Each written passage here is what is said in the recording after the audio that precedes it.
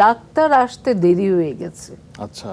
এবং আমার ওই বোনটি মারা যায় জেলি, এবং মারা যাওয়ার পর মা খুব কষ্ট পায়। তারপরে মা ডিসিশন নেয়, ডাক্তারের এত সমস্যা, আমি ডাক্তারি পড়ব। যে বোনটির কথা আমি বলছিলাম, জেলি, তার মৃত্যুর পরে নাকি আপনার মা সিদ্ধান্ত নিয়েছিলেন যে ডাক্তারি পড়বেন? এটা কি হয়েছে আপনাকে বলি।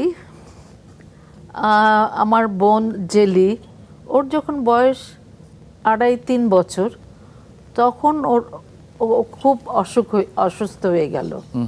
এবং আব্বা মা তখন বাগেরহাট বা এরকম জায়গায় ছিলেন, সেখানে ডাক্তার আসতে দেরি হয়ে গেছে।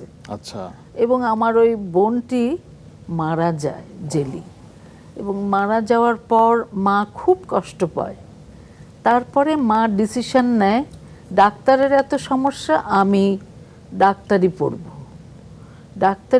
এবং মা ডাক্তারি পড়লেন, ওই অবস্থায় ডাক্তার পড়ে পাশ করলেন, ভালো রেজাল্ট করলেন, তারপরে উনি ডাক্তার হলেন। উনি নাকি যশোর থেকে ট্রেনে করে কলকাতায় যে হ্যাঁ, পড়াশোনা করতেন। আমার মা বাবা দুজনেই যশোর থেকে ট্রেনে করে যেতেন কলকাতায়। My মা God! পড়তেন লেডি ভিরাবন কলেজে, আর বাবা পড়তেন ইসলামিয়া কলেজে। আচ্ছা। ওনারা ওখানেই লেখাপড়া করেছে।